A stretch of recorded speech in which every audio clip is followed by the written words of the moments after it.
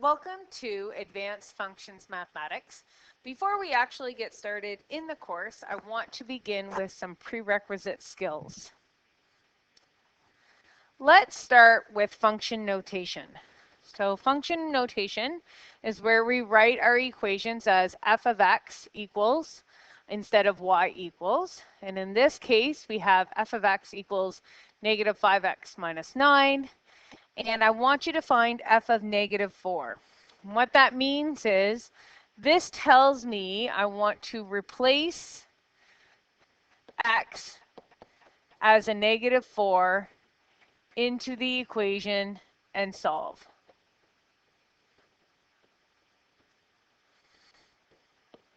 That's what function notation does for us. So f of negative 4 would mean in my actual equation, I'm going to replace x with negative 4 and then solve for it. Negative 5 times negative 4 is 20 minus 9, which is 11. Over here, it's telling me to replace my x with a negative 3x. So that means I'd have negative 5. And instead of an x, I'm going to put my negative 3x and then minus 9. This becomes 15x minus 9, which of course I can't do anything further because they are unlike terms. Let's try a couple more. How about if f of x equals negative x squared plus 4x minus 3? Can you find f of negative 1? So that means we're going to take negative 1 and substitute it in for my x's, which would give me negative 1 squared plus 4 times negative 1 minus 3. Negative 1 squared is a positive 1, but multiplied by that negative 1 out front. So negative 1, 4 times negative 1 is negative 4 minus 3. And I end up with negative 8.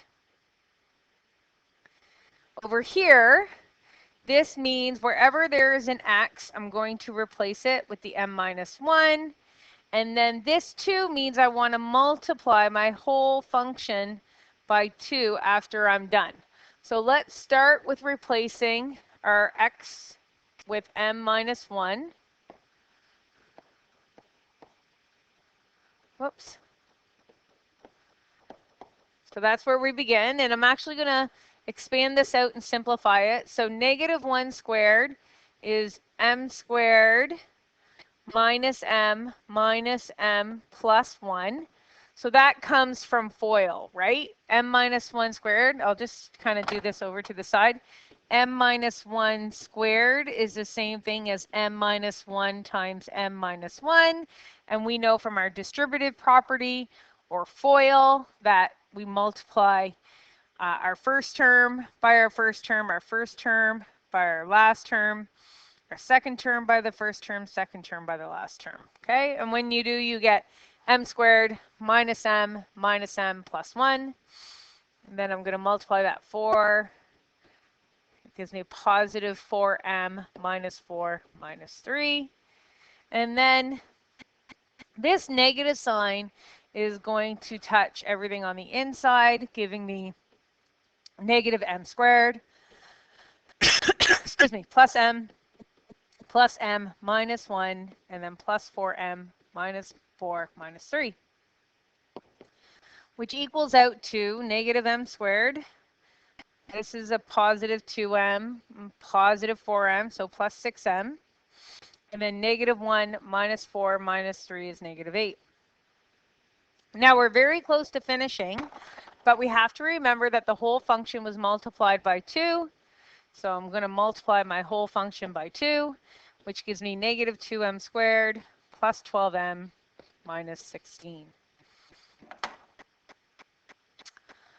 Okay, so function notation is just about taking whatever's inside your brackets and substituting it in for x. And then, of course, if you have something out front, a number out front, it just means you're multiplying your whole function by that number.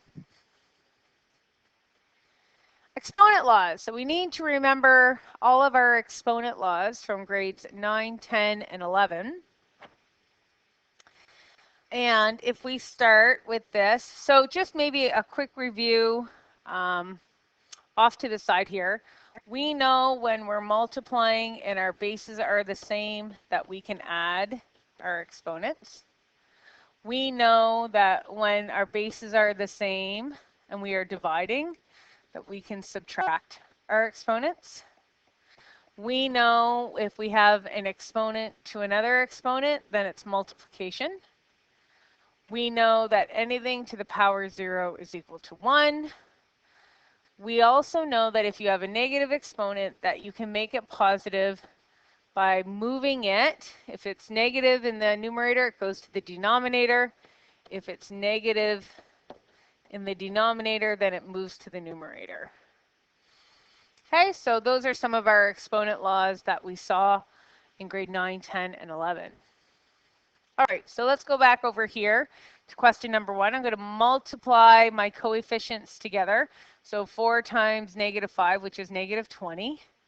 And then I have a to the 1. Even though there isn't an exponent, there's a 1 on it. So a to the 1 and a to the 2. So we're multiplying here, which means we're going to add our exponents. So that's a cubed. And then b to the 4th. And I don't have a b, so it's going to just stay as b to the 4th. There we go. All done. All right, a to the negative 1, b to the 2, all to the negative 2. So remember from our exponent laws, when we have an exponent to an exponent, we multiply. So I'm going to start with my a. I have this negative 1 and negative 2. Those are going to get multiplied together. So negative 1 times negative 2, which is a positive 2. And then I have b squared to the negative 2. So 2 times negative 2, which is negative 4. And we're almost done, except we want to have positive exponents. So I'm going to leave this a squared in the numerator because it's still positive, so it can stay there. But that b to the negative 4, I'm going to move to the denominator where it becomes b to the 4th.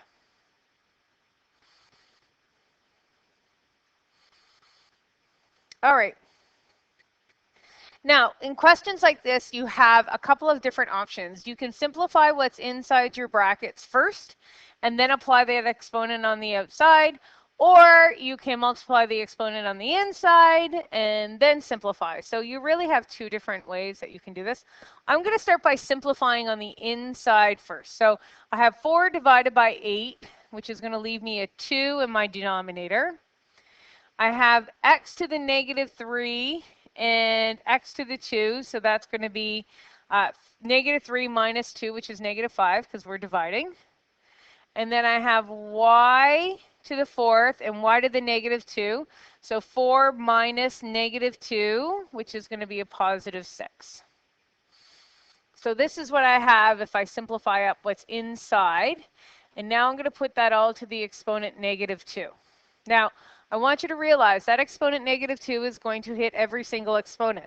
So it's going to hit the negative 5 and the 6, but it's also going to hit the 2 in the denominator. That has an exponent of 1. So let's go ahead. This is going to give me x to the negative 5 times negative 2, which is 10. Y to the 6 times negative 2, which is negative 12. And then 2 to the exponent 1, 1 times negative 2, which is negative 2. Okay, so anything with a negative exponent is going to move. Anything with a positive exponent is going to stay, which means that 2 to the negative 2 is going to come up to my numerator, 2 squared. X to the 10 can also stay in the numerator because it's positive. And then y to the negative 12 is going to move to the denominator where it becomes y to the 12th. And one last little step, that 2 squared is the same thing as 4. We can actually go ahead and evaluate that. And so we end up with 4 x to the 10th y divided by y to the 12th.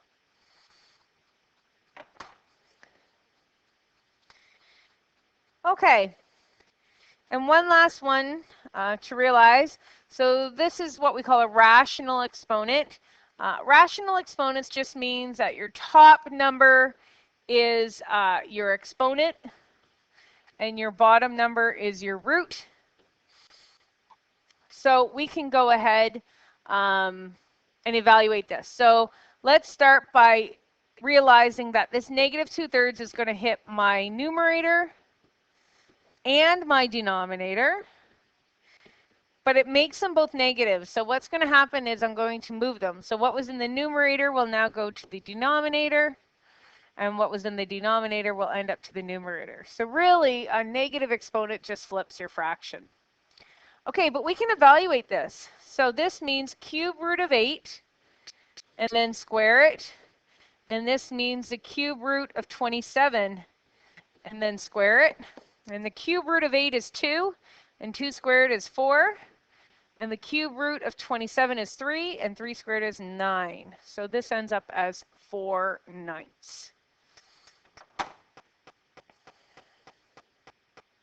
Excellent. Okay, so we've seen function notation, we have seen exponent laws, and now we need to look at factoring. So factoring is definitely one of those skills from grade 10 and then grade 11 that were very important. We're now going to use it, continue on using it in grade 12. There are different types of factoring. So the first type of factoring that I want to look at is simple factoring. So simple factoring starts with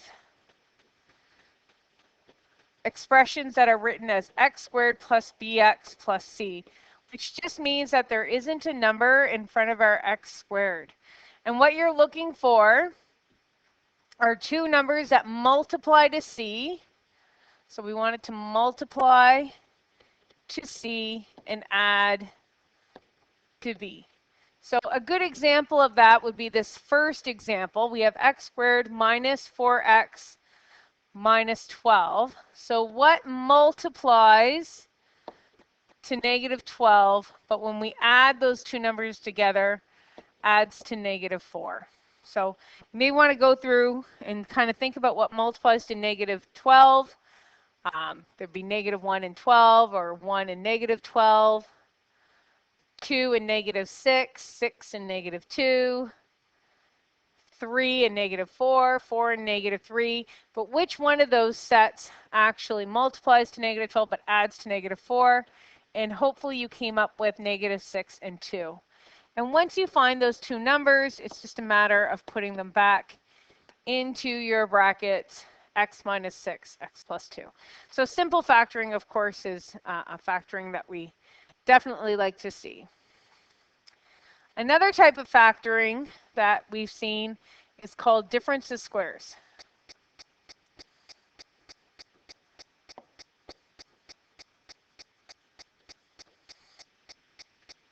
And so difference of squares comes from when you're missing your middle term. So they're written in the form x squared minus, let's call it d, where d is a perfect square. And of course, our first term is a perfect square. And there has to be a negative sign. That has to happen. So what's happening is, like, you've lost out of your middle term. It doesn't exist. So if we go back over here to number 2 as an example, we have x squared minus 9. We're looking for two numbers that multiply to negative 9, but add to 0, because we don't have our middle term, right? So this will always end up being the same two numbers, but one will be positive and one will be negative. And that's how they end up adding to 0. So in this case, it's going to be a negative 3 and a positive 3, because negative 3 plus 3 is 0, but negative 3 times 3 is negative 9. So see how that works? So this will always end up being the same number. In fact, we can even cheat and find that number by taking the square root of 9. If you take the square root of 9, you get 3, and then that becomes our two numbers, one positive, one negative. So x plus 3, x minus 3. Okay, the next kind of factoring that I want us to take a look at is decomposition. So decomposition is when you have a number in front of your x squared. So it looks very similar to simple factoring, but this time now we have a number out front. There are a couple of different ways that you can factor this. You can do what's called a guess and check. method, which is, since we know this is a 2x squared as my first term, and the only thing that multiplies to 2 is 1 and 2, then that must mean this is 2x and this is x. And then I know my last term is a 5, and the only thing that multiplies to 5 is 1 and 5. So I can test numbers, and then they're both positive, so positive, positive. And then just expand this out to check to see if I'm right. So 2 times x is 2x squared, 2x times 5 is 10x, 1 times x is x, and 1 times 5 is 5. And then these can combine to give me 11x. So it looks like that definitely worked. But it doesn't always work out that nicely. So what you're instead going to do is you can look to see what multiplies to A and C and what adds to B. Okay, and when you do, you're going to replace B with those two terms.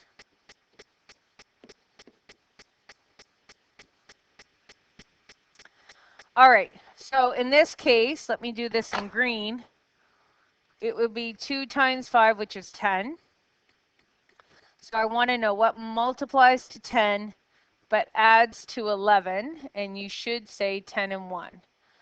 And then what we would do is we would replace that 11x with our two new terms, so 10x and 1x. Then you bracket your first two terms, bracket your second two terms, and common factor. So out of this first set of brackets, I could take out a 2x, which leaves me with an x plus 5. Out of the second set of brackets, I could take out a 1, just a positive 1, which leaves me with x plus 5. And that's what you're looking for, is that these two sets of brackets would be the same, so that becomes now my common factor, x plus 5. And then my other set of brackets is made up of what we had common factored out, 2x and the plus 1. See how we get the same thing. So you can do a guess and check. That certainly will work. Or if you want to use decomposition, that will work too. Either way, you should definitely be looking to practice those. We want to get good at it. Now, 2x squared plus 6x plus 4. We could jump to decomposition with this. We do see there's a 2 in front, but I also notice that all three of these terms are even. So another factoring is common factoring. And we want to take a look at if we can divide all the numbers by a number, then we can take that out. Or if there are variables in every single term, can we take that out? So we're looking to divide out common factors. Factors are just what gets multiplied. All right, so in this case, I can see that they're all even, so I can common factor out a 2. When I do, I'm left with x squared plus 3x plus 2. Now, the nice thing about this is that then I notice that this is just simple factoring, right? Simple factoring. So what multiplies to 2 but adds to 3? And we would say, well, 2 and 1. So I still want to show that I common factored out the 2. I'm going to leave that there. But now x plus 2, x plus 1 goes inside the bracket. So by common factoring, I changed this from having to do decomposition to then just simple factoring, which is lovely. And the last example here, notice we only have two terms. We have our first term's a perfect square, our last term's a perfect square. We have a negative sign, so this is going to be a difference of squares. It looks a little bit different, though, because we don't have the x squared first, but that's okay. We can still do this. And the way that we would do this is we would want to take the square root of our first term. So the square root of 100, which is 10. And that goes as my first term, and then a negative and a positive. And then the square root of 81x squared is going to be 9x and 9x. So it's just difference of squares. When it looks a little bit different, then it's just a matter of taking your square roots. Okay, so square root minus square root plus square root. But remember, it does have to be a difference of squares. So your first term has to be a perfect square, your second term has to be a perfect square, and it has to be separated by that negative sign. So important that we see that negative sign. Okay, so we've done function notation, we've done exponents, we've looked at factoring. We now want to just take a quick look at rational expressions. So this is why we need to know how to factor. We can simplify rational expressions if we can find factors that are the same top and bottom or on a diagonal and cancel them out. But they have to be the same, and it has to be the whole factor that cancels, not just partial factors. So for example, I can't say, well, I'm going to take out a squared and a squared. Like, it doesn't work that way. It has to be the whole factor or nothing. So let's start by factoring a squared plus 5a minus 14. Two numbers that multiply to negative 14 but add together give me positive 5 are going to be a positive 7 and a negative 2. And then a squared plus 8a plus 7, two numbers that multiply to 7 but add together give me 8, are a plus 7, a plus 1, times by 3a squared minus 6a. Oh, I can see that I can divide a 3. They're both divisible by 3, 3 and 6, and they both have at least an a in there, which would leave me with a minus 2. And then down below, I have a squared minus 4a plus 4. Two numbers that multiply to positive 4 but add together give me negative 4 are going to be a minus 2 and a minus 2. All right, once you're done factoring, you want to step back and take a look and see if you have any common factors that can cancel out. Top and bottom or on a diagonal, okay? Never horizontally. So a plus 7 and a plus 7 can go. A minus 2 and a minus 2 can go. And then this a minus 2 and this a minus 2 can go, leaving me with 3a on the top and a plus 1 on the bottom. Now, the other thing you could be asked is to state the restrictions. So remember, we can never have 0 in a denominator. And if we can't have 0 in a denominator, then we got to look at what a can't be then. A cannot equal any number that would make a 0 in the denominator. So if we start with this a plus 7 over here on the left-hand side, start right here. So what would make that bracket equal out to 0? So that's what we're looking for. And obviously that would be a negative 7. So a cannot equal negative 7, because if it does, we get negative 7 plus 7, and that would equal out to 0. And anything times 0 is equal to 0, which would leave us 0 in the denominator. Okay, let's keep moving across. A plus 1, that means a can't equal negative 1, because negative 1 plus 1 is 0. And then here, a minus 2, so a can equal 2. And then if I go to the last one, I get the same thing. So I don't have to duplicate it in my list. So my restrictions are a can't equal negative 7, negative 1, or positive 2.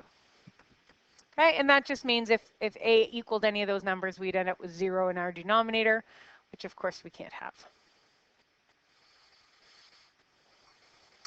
All right, simplifying radicals. So when we simplify radicals, what we're looking for are two numbers that multiply to that number, but one of them is a perfect square. So when we think about perfect square numbers, 4, 9, 16, 25, 36, 49, 64, 81, 100, 121, 139, and so on. Okay, so these are perfect square numbers. So I'm going to take a look at 128. I'm going to think about what two numbers multiply together to give me 128, where one of them is a perfect square, and I think I can come up with 64 times 2. 64 times 2 is 128, and 64 is one of my perfect square numbers.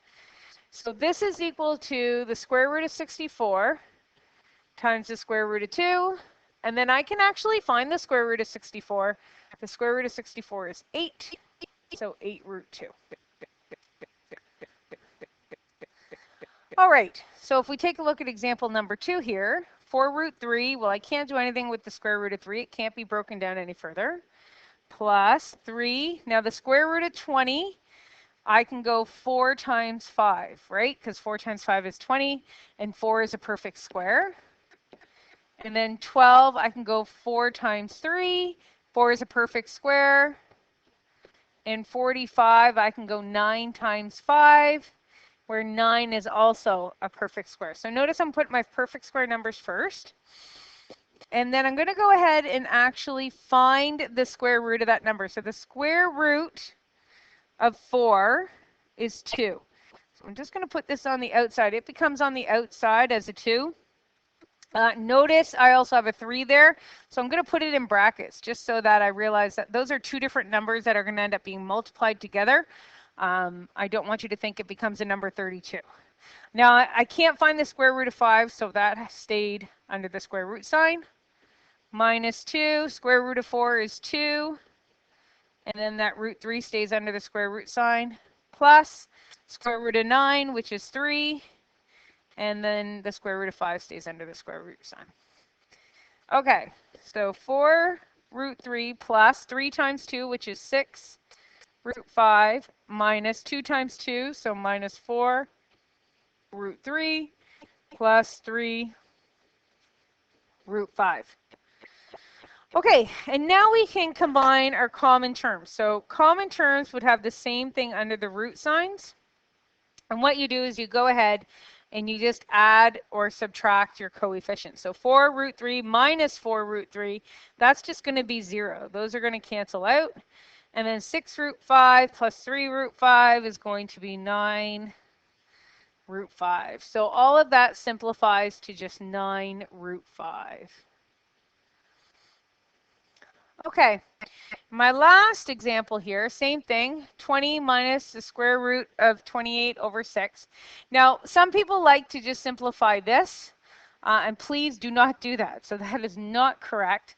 In order to simplify, when you have two terms on top and one term on the bottom, it has to be able to divide into both terms. Okay, so it's almost like it's the same thing as this if we broke it up.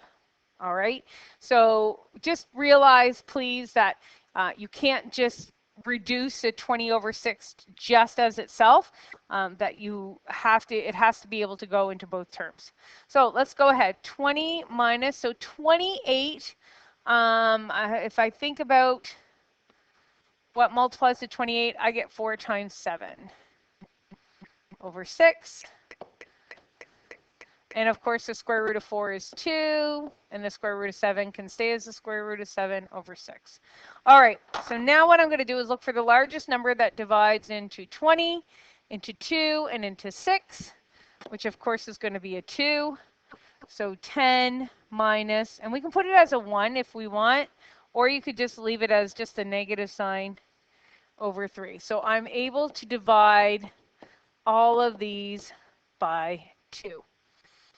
Okay, now if I had broken it up this way, like I did over here on the left, 20 divided by 6 is the same thing as 10 over 3. And then this we said is 2 root 7 over 6. So 10 over 3 minus 2 over 6 is the same thing as 1/3. So like this. And notice that's the exact same thing. This is the exact same thing as this. Just this is written as one denominator instead of two denominators. Okay, so obviously being able to change radicals, simplify radicals, and then combine some like terms, very important skill.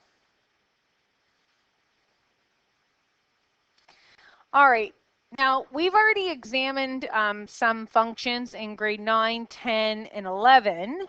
And in grade 12, we're going to go a little bit further with it. So give an example of a linear function. So we could maybe give an equation like 3x plus 7. That was linear.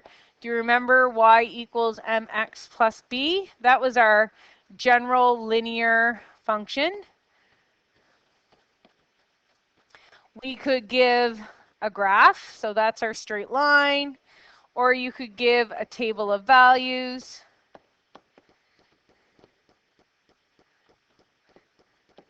Where we saw that we went up by the same amount or down by the same amount every time. So any of this is proof of how we know something is linear. We could do the same thing with a quadratic. We saw lots of stuff with quadratics. So those were ax squared plus bx plus c, or x minus h squared plus k. That was our vertex form, or factored form. But all of these were different forms that we could write quadratic functions.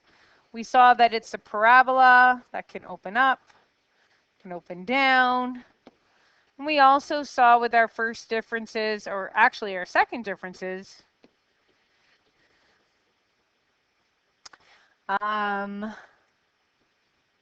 just a minute.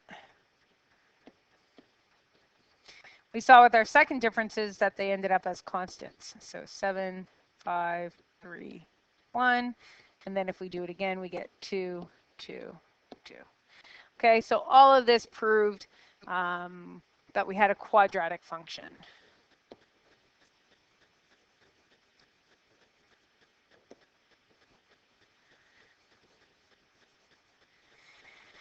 All right.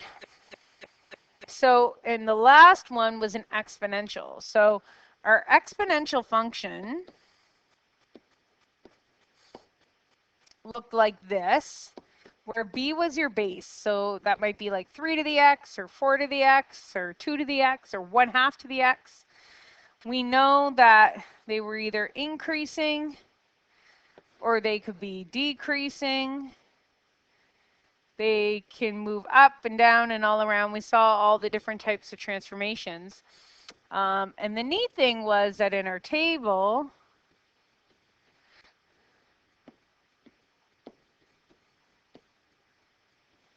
is that when we did our difference table, it didn't actually work for subtraction. Like we wouldn't end up with that constant.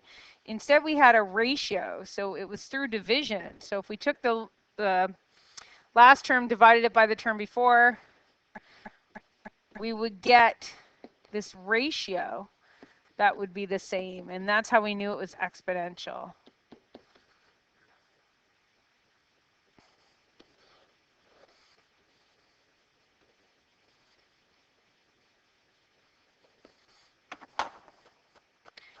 All right, so here's just 3 of the functions that we had examined in grade 11.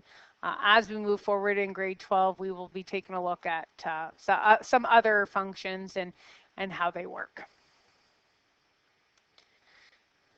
All right, determine x-intercepts, vertex, direction of opening of each quadratic, and sketch. So lots of information here.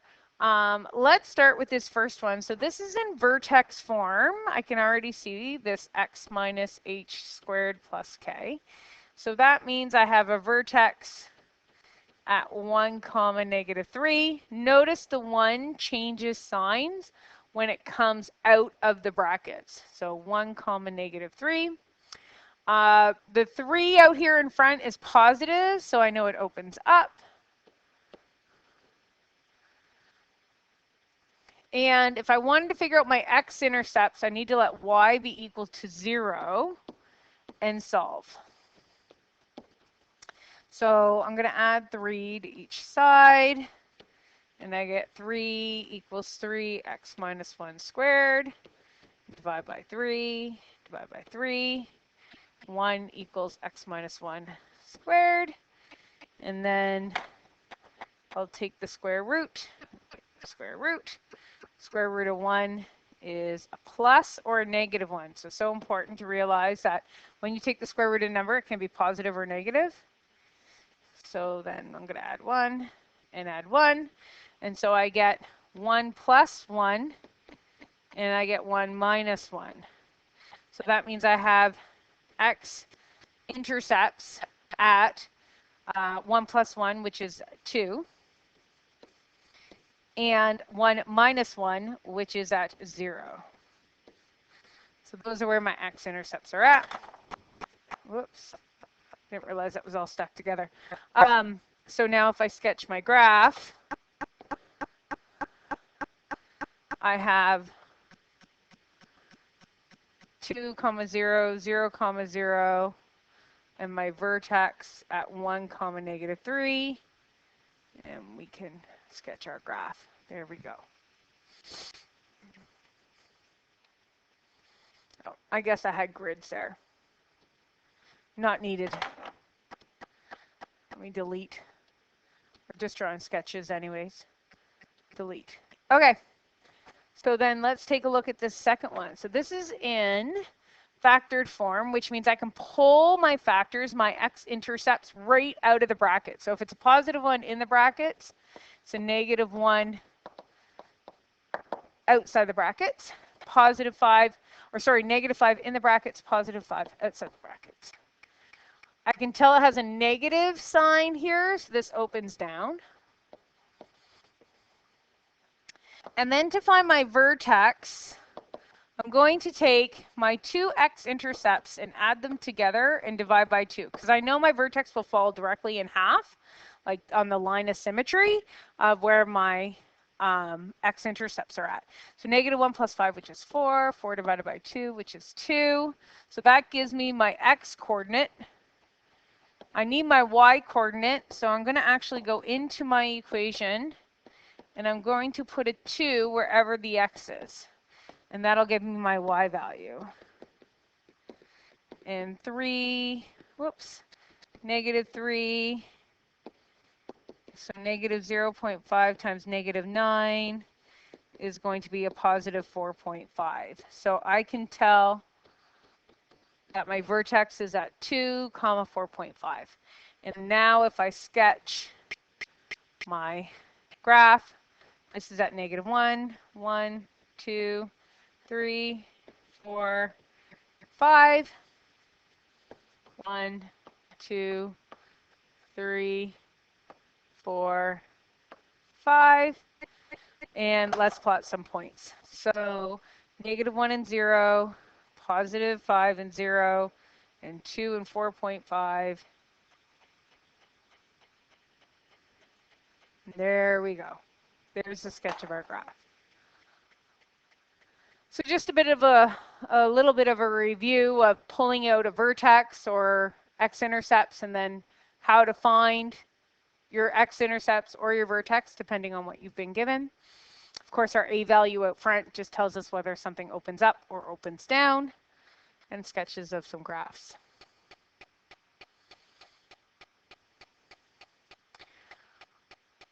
Now, we know how to do some transformations of functions.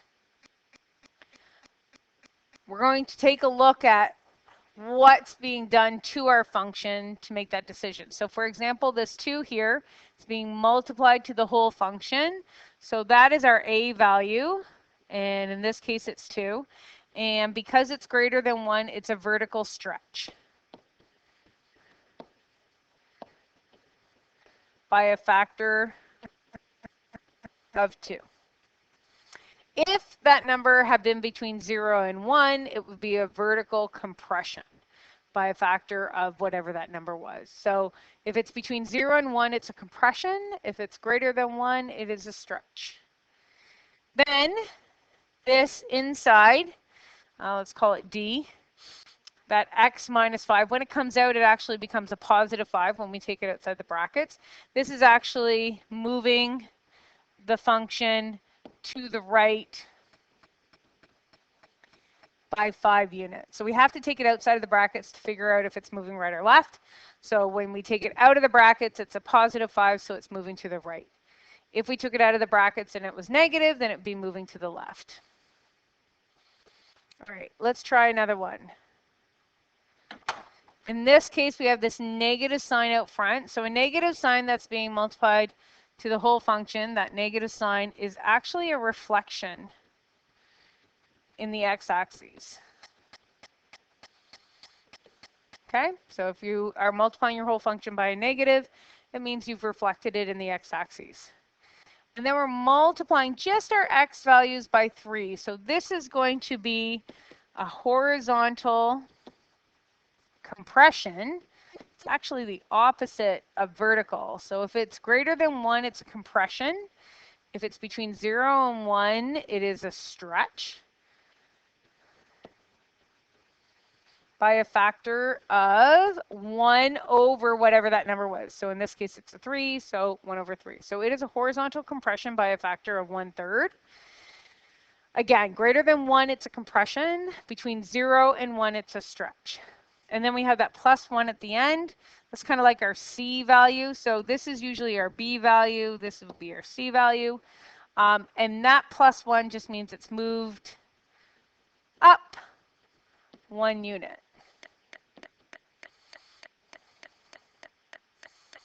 Okay, so basically,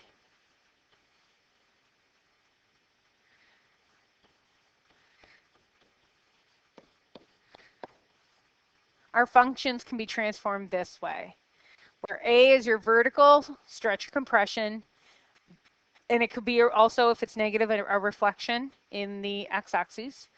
B is a horizontal stretch or compression by a factor of 1 over B. And if it's negative, it's a reflection in the y-axis. And then x minus d, we have to take it out of the bracket, so it will change signs, but it's moving left or right. And then plus c moves it up or down c units. So let's write a few equations given information. So let's say you have f of x equals x cubed. It's compressed vertically by a factor of 1/3. It's reflected in the x-axis, so that's our negative sign, and translated 4 units to the right. So how would you write that? So you would write it as f of x is equal to, so we know it's negative because there's a reflection in the x-axis.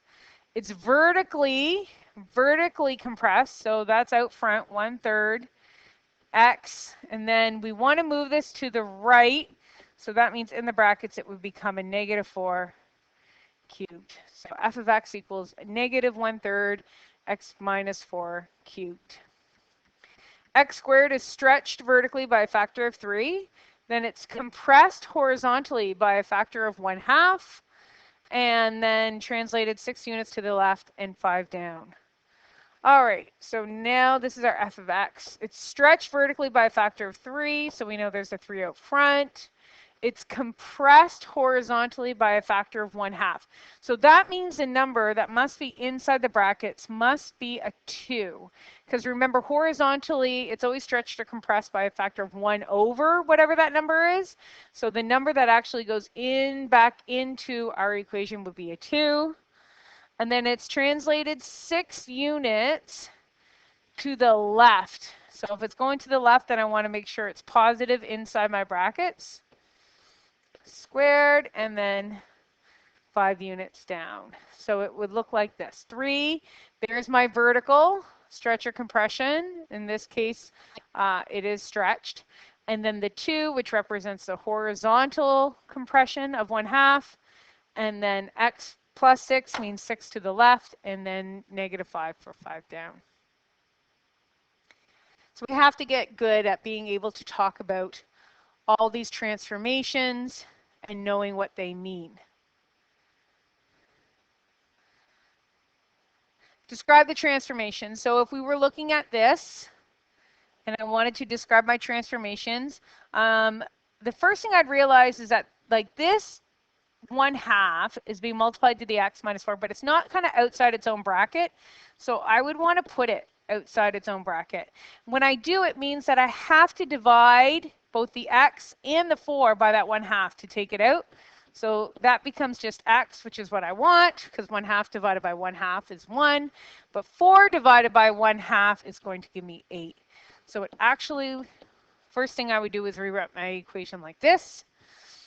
So the negative is a reflection in the x-axis.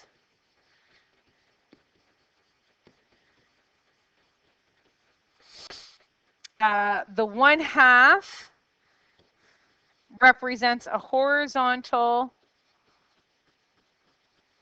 stretch by a factor of 1 over 1/2, because 1/2 is the number inside my equation. So it's always 1 over that number. So 1 over 1/2, which is 2. And then this has moved 8 units to the right because it's a negative 8 in the brackets. When it comes out, it's a positive 8. and then 3 up. Perfect.